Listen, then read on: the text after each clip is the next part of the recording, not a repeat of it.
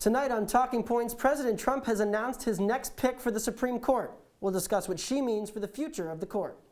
And the New York Times has published President Trump's previously unreleased taxes, what these new documents show about the president's business history and interests. And no officers have been directly charged in the killing of Breonna Taylor. We'll break down the grand jury's decision. Talking Points starts right now.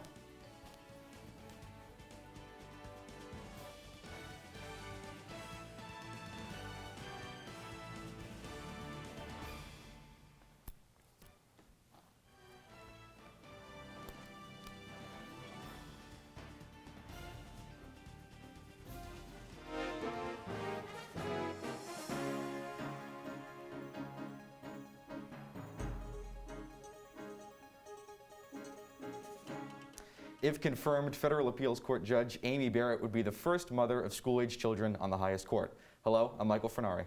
And I'm Anthony Dabbundo. Barrett, a former clerk of the late Justice Antonin Scalia, spoke admirably of Scalia and particularly of his friendship with Justice Ginsburg when she accepted the nomination on Saturday. And now the Republicans in the Senate will go through the advise and consent process to get Barrett confirmed by the November general election. If confirmed, Barrett would be President Trump's third Supreme Court pick to sit on the bench. Talking Points analyst Manny Martinez joins us now in studio to discuss the nomination and its impact. So Manny, for those who may not know much about her, who is Amy Coney Barrett and what do we have to know about her? Well, she is a 48-year-old conservative justice on the U.S. Court of Appeals for the Seventh Circuit and is also a 1999 graduate of the Notre Dame Law School. She is also a professor at her alma mater. Barrett worked, as you guys mentioned, for the late Justice Antonin Scalia and said he had an incalculable impact on her life and career in her remarks from the White House Rose Garden on Saturday. I'll let President Trump tell you himself what he thinks of the pick for the Supreme Court. A graduate of Rhodes College and the University of Notre Dame, graduated first in her class and received the law school's award for the best record of scholarship and achievement. Barrett was Trump's top pick and the favorite to replace Justice Ginsburg all along. So many Republicans are pushing this confirmation through. How does the process play out from here? Well, the chairman of the Senate Judiciary Committee, Lindsey Graham, said on Saturday that the confirmation process will start October 12th. He plans for a day of introductions, 2 days of questioning with the hope of sending the nomination out of the committee and to Mitch McConnell's desk by October 22nd. And from there, barring a big surprise, it seems as though Republicans will get this done. So Manny, what has Democrat nominee Joe Biden said about this nomination? Biden spoke yesterday for about 15 minutes before taking a few questions, and his main point was simple. The Senate should hold off and let the voters decide. Never before in our nation's history has a Supreme Court justice been nominated and installed while a presidential election is already underway. It defies every precedent, every expectation of a nation where the people are sovereign. And a New York Times Siena College poll released recently showed that 56% of likely voters want the winner of this fall's election to appoint the next justice, and 41% want President Trump to make the pick now. So her confirmation would give conservatives a 6-3 majority on the court. What are both sides saying about the potential impact of that majority? Well, healthcare is so far the big issue. President Trump on Sunday morning on Fox and Friends said that it is certainly possible that Roe v. Wade is overturned with Amy Coney Barrett on the bench. And Democratic Senator Richard Blumenthal of Connecticut tweeted on Saturday that if Judge Barrett's views become law, hundreds of millions of Americans living with pre-existing conditions would lose access to their health care. In the middle of a pandemic, rushing confirmation of an extreme jurist who will decimate health care is unconscionable. He adds that he will refuse to treat this process as legitimate and will not meet with Judge Amy Coney Barrett at all. So it seems that opposition to Barrett's nomination has been strong. What kind of treatment has she seen from Washington in the past? Obviously, she's been confirmed before. So in those confirmation hearings in 2017 for her position on the Seventh Circuit Court of Appeals, Barrett's ability to separate her religious views from the law was questioned and hit hard by Senator Dianne Feinstein. And also just last week, Newsweek claimed that the Catholic group People of Praise, of which Barrett is a member, inspired the dystopian novel The Handmaid's Tale. And the magazine has since issued a retraction for the falsehood, but criticism of Barrett's views has been constant and consistent from her opponents. Thank you very much, Manny. And 36 days from the presidential election, and President Trump is trailing in many national and swing state polls. Trump recently cast a doubt on the election process and the increase in mail-in ballots this year. He also hinted that he may not comply with an unfavorable election result should it happen. Talking Points analyst Natalie Fahmy joins us with the details. So, Natalie, what can you tell us about President Trump's comments about casting doubt on the ballots here? First off, there really is no reason for President Trump to be casting any doubt on these ballots.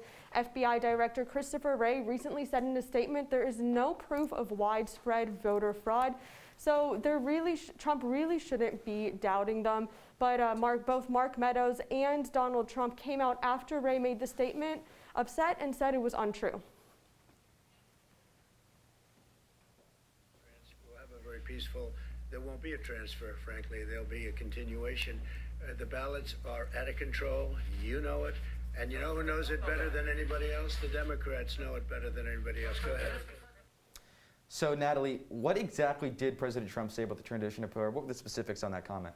Like we just heard Trump say, he said that there will be no need for a transfer of power at all. He still is pretty confident that he is going to win the election, and he says that if he doesn't win the election, he encourages his voters and his base to rise up and take to the streets to protest. So how is Joe Biden handling this whole situation, and what actions are they taking to prevent this potential prevention of transfer of power should there be a Biden victory in November? Their biggest concern right now is that if Donald Trump is ahead in some crucial states, he will go to those states, have his lawyers go to court and stop counting and declare victory early. So that's the biggest thing that Biden is worried about right now in his campaign team. So right now, Biden's legal team is looking into election laws in those crucial states to make sure that Trump cannot declare an early victory, as well as looking into constitutional laws for electoral voting. And how are our congressional leaders responding to this? Obviously, President Trump has issued his thoughts. Have any of the congressional leaders issued theirs? Yes, so Mitch McConnell actually came out and he said, despite everything Trump is saying, there will be the peaceful transfer of power like we have had every 4 years since 1792. But Nancy Pelosi is on the opposite side of that, and she's telling Trump, we're not like other countries, we are a democracy, and there should be a peaceful transfer of power. He should take his oath to office seriously and to the Constitution seriously.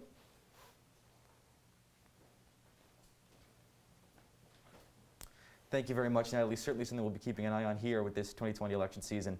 And the New York Times published 18 years of President Trump's tax returns yesterday.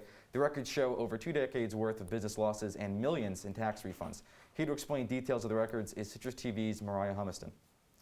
So, Mariah, how was Trump able to avoid paying taxes, and how did he end up with such a low tax bill?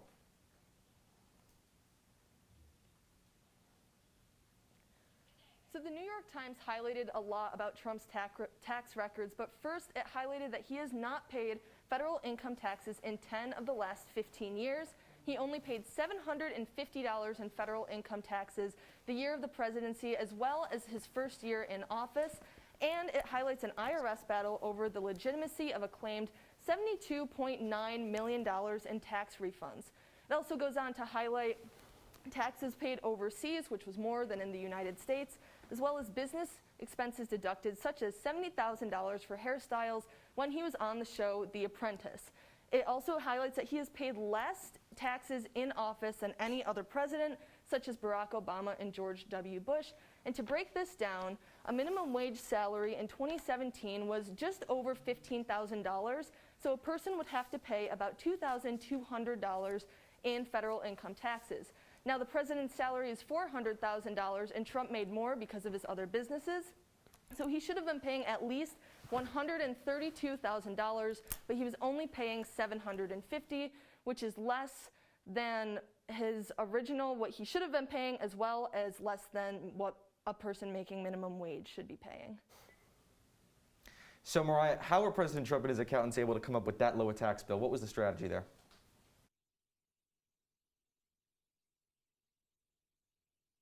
Mainly because he was losing business expenses with his businesses and his golf courses. So him not having that money allowed him to no longer pay taxes. And what does this say overall about Trump's business acumen, which is something he ran on and continues to run on in 2016 and now in 2020? So some of Trump's businesses were very successful. One was his American Beauty pageant in 2013, as well as he gained a lot of money from his personal brand throughout his campaign with donations from politicians, lobbyists, and supporters. Now, this money also allowed him to, in the New York Times, to speculate that this was helping him have an economic boost throughout his time as president. So Mariah, how does this information compare to what we've seen from Joe Biden's tax returns? So Joe Biden's tax returns are public, and you can find them on his campaign website. Now, while Joe Biden and President Trump's tax records numbers are different, with Biden paying over $1 million in federal tax income, this is different because Joe Biden has it publicly accessible. Meanwhile, Trump's were not publicly accessible, and it took the New York Times article to reveal his tax records. Thanks, Mariah. And coming up next on Talking Points, Joe Biden and Donald Trump will take the debate stage for the first time tomorrow night in Cleveland.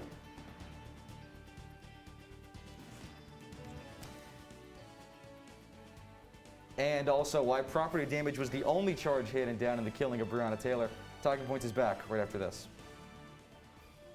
Leaving hot coals improperly extinguished can cause a wildfire. Hey guys, it's Smokey! It looks as if Smokey is going to use the drown, stir, drown and feel technique. After the first drown, a good start. Next, another drink. And finally, a close feel. Is it cool? Okay. Yeah. Hey, Smokey, catch. Oh, my bad, Smokey. Only you can prevent wildfires.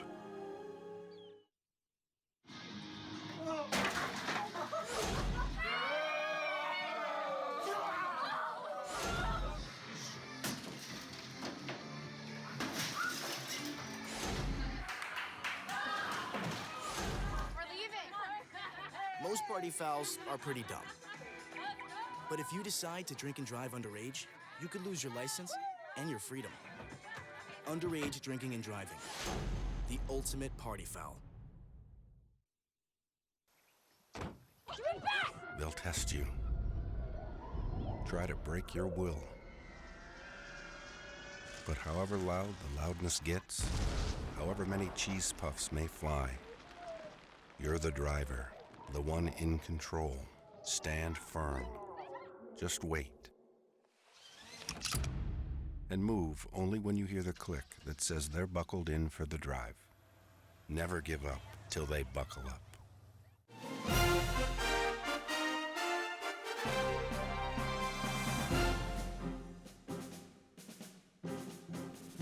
Welcome back to Talking Points.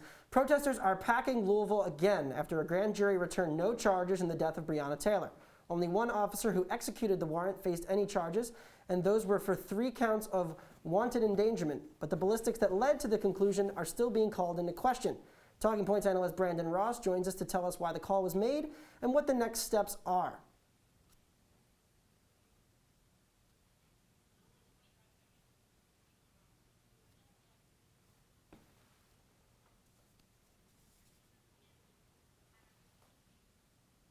Certainly, guys, there are a lot of points of contention. A couple of the big ones here I'll go over. The first one was whether or not police announced themselves when entering the residence. This is the thing that Kenneth Walker, Breonna Taylor's boyfriend, made a big deal about because he only said that he fired his weapon because the police did not announce themselves and he thought they were an intruder. And in fact, he supposed that it could be Breonna Taylor's ex-boyfriend, the target of the investigation that led to this search warrant that resulted in her death. Now, Brandon, Cameron has received a lot of backlash for his handling of this, and there are still multiple points of contention. What exactly are these big points that are still being discussed? We're going to have to wait a bit for that word from the federal government on that investigation in progress. Keep in mind, same thing happened in the incident in Ferguson a few years ago. That was in 2014. The Department of Justice's report didn't come out until 2016. And even then, much to the dismay of a lot of the protesters in Ferguson, it actually ended up confirming the officer's story. Now, here's what Daniel Cameron is doing aside from these charges. He is forming a commission for the state to review how search warrants are issued, because that's the big purpose of this, the no-knock warrant leading to the confusion that led to Walker firing his gun that, in end, he believes led to Taylor being killed.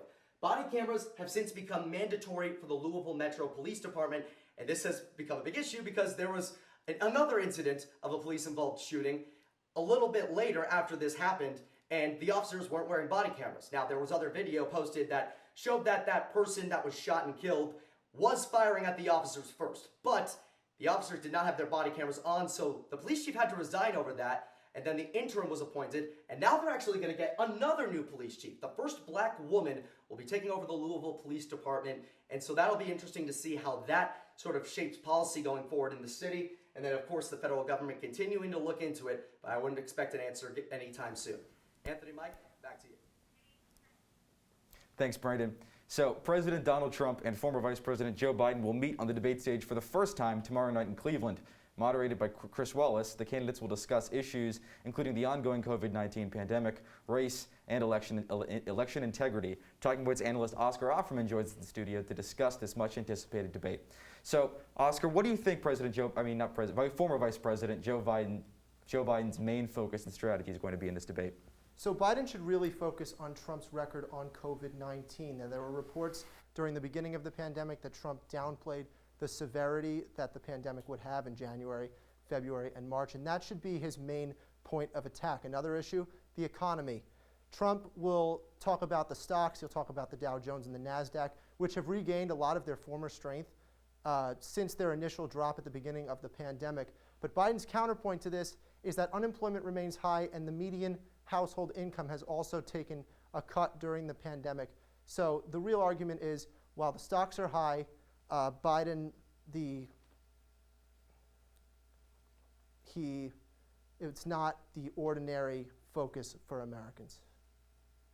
And so obviously we know Joe Biden wants to focus on COVID. What about the president? How is he making his re-election pitch to the voters? So Trump is going to focus on his Supreme Court pick, which is a main hit among conservatives, Amy Coney Barrett, and really getting that through Congress. Now, Trump should really focus on the fact that he does have the constitutional right to nominate someone for the court, and the Senate has the right to confirm them, which technically they do. Now, while the polls say that also, as it relates to the protests, the polls have said that Biden would handle the protests better, but Trump has succeeded in framing them as violent, so that should be his main point for the debate. So, Oscar, Chris Wallace, the moderator of the debate, will be saying that he won't be doing live fact checks of the candidates. How is that going to impact what we see?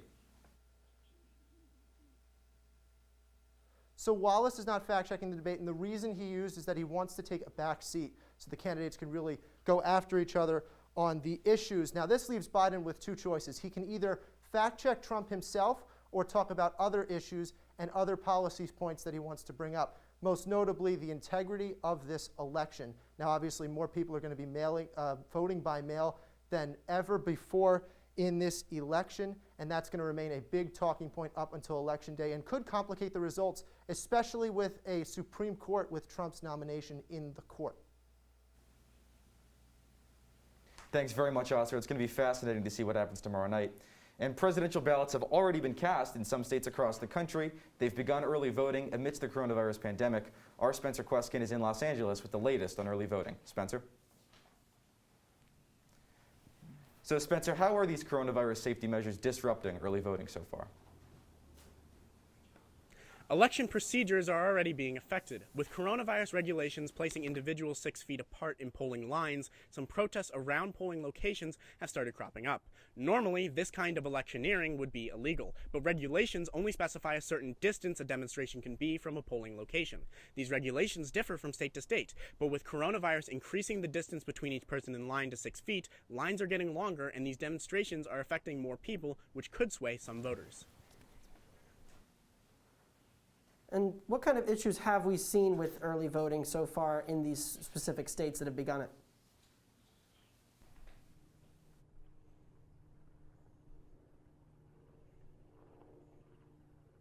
In most states, the early voting process is going smoothly. However, in Pennsylvania, 9 ballots, 7 of which were apparently cast for President Trump, were thrown out in error from an independent contractor. And in Virginia, over 1,000 voters received duplicate ballots.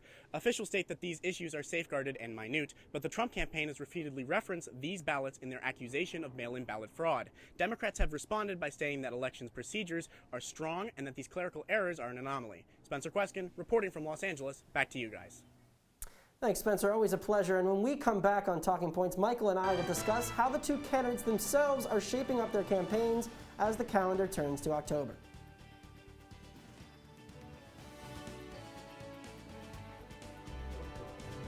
They call me Maxie, but I prefer tripod.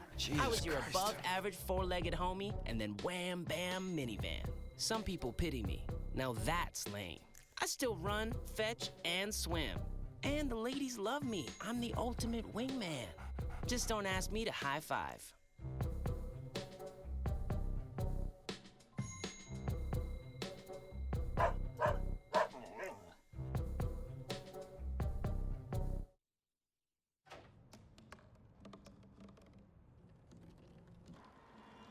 Everybody has a dream.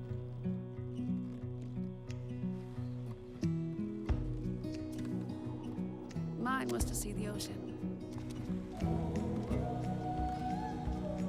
And with a little help, I made it.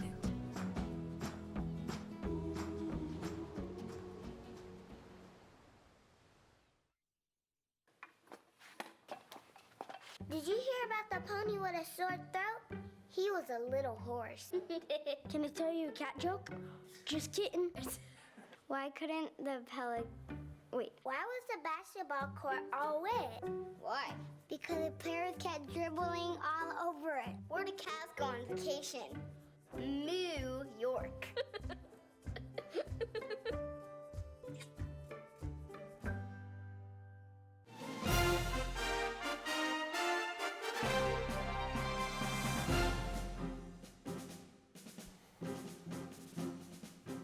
Welcome back to Talking Points. Michael and I are here to break down how this last month has gone in the campaign and how the next month may go. First, we're going to start with the incumbent President Donald Trump. Obviously, the big debate coming up tomorrow night. But what has Donald Trump been doing in the last month or so to really shape his campaign? So what's been going on in the last month or so is, these campaigns are looking a lot at voter registration. And voter registration is going to have a huge impact in what the turnout figures look like. So an interesting stat that I read earlier this week is that over the last few months, white voters without a college education, voter registration is up 46% for them, which is a pretty big number. On the other hand, for black and Latino voters, it's only been up 4% in the same span. We're talking about key battleground states here, Michigan, Wisconsin, Pennsylvania. So what that means is that bodes well for the Trump campaign. That's a base that they're really looking to turn out, and they haven't seen that yet in the polls. They're hoping that on election day that's going to be different. The other thing that we've seen from the Trump campaign is that they've really been pounding the pavement to the degree that the Biden campaign really has not been, especially with black and Latino voters. Over the last couple weeks, President Trump has held events in Miami for Hispanic voters. He's gone to Georgia for black voters, and he's had events in North Carolina, Virginia, places like that. He's making a big tour of the South over these last few months. Now, Anthony, what are we looking at here with the Joe Biden campaign? He's been fairly quiet over the last few months. What's his strategy been over these last few months, and what's he going to be doing going forward? Right. I think the Biden campaign sees their lead in the polls, and they say, hey, why would we change what we're doing? They see these leads, and they think that they're looking pretty solid. But they've also called a lid, which is basically the end of their campaign activities for the day, the official Joe Biden campaign, before 11 o'clock in 12 of the last 24 days. So they're saying it's for debate prep, and that's what we believe. And obviously the debate is a big moment where everyone is going to be tuning in to see the voters. But that's a big thing for him to be not out campaigning, hitting the ground. Obviously, get out the vote campaigns are not as effective this year. They're not as, you have to be more careful because of the COVID regulations. He doesn't want to give people COVID. He said that they're not going to be doing as much door-to-door as usual. But that being said, while they are seeing some leaking of the numbers amongst Hispanics and black voters, Biden is gaining on Trump when it comes to seniors and those white working class voters that swung so heavily to the president in 2016. So Biden's campaign is relying on places like suburban Philadelphia and like even Scranton, where he's originally from, to peel back some of those votes that went from Obama to Trump and peel them back to Biden, saying, hey, I was Biden's VP. And obviously, there's been a new focus on health care.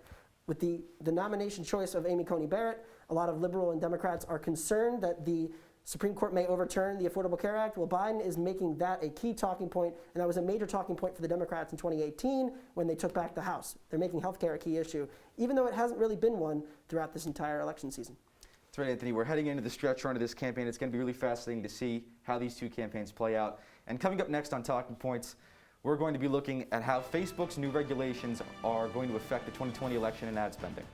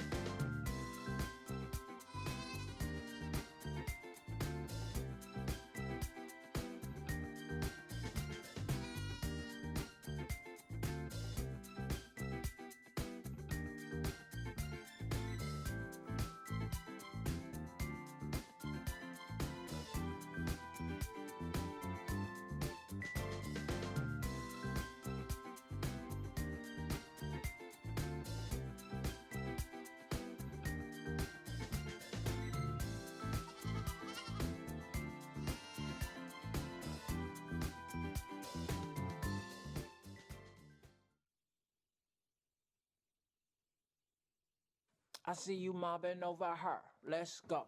Let's mob. Let's crawl. Let's crawl. Let's crawl. Hey, yo, we mobbing. Come on, girl. Let's crawl. Hey, yo, let's crawl. Hey, yo, let's crawl. Hey, let's crawl. Hey, yo, let's crawl.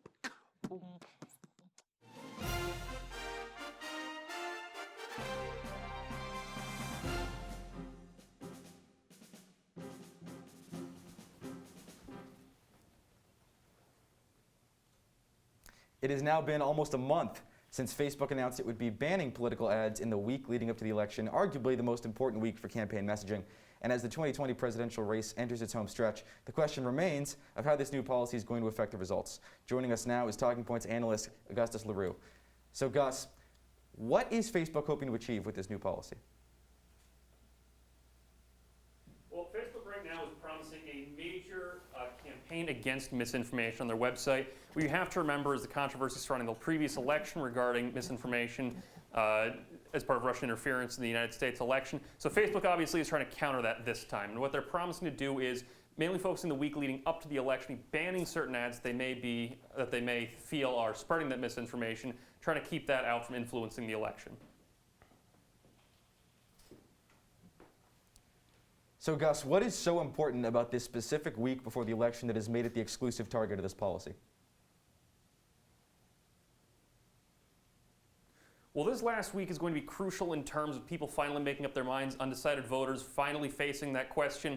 You can think of it in terms almost like a kid studying before his test last minute. A lot of people are going to be choosing this last week to finally make up their minds, and obviously any kind of information they see, ads, articles, a lot of that go a long way into swaying those final undecided voters very last minute. Thanks, Gus. We appreciate that. And that's all the time we have for tonight's Talking Points show. Follow us on Twitter at CitrusTV News. Follow us on Instagram as well and Facebook. Check us out on our website at citrustv.com. I'm Anthony Dabbundo. And I'm Michael Furnari. Thanks for watching. Have a good night, Syracuse.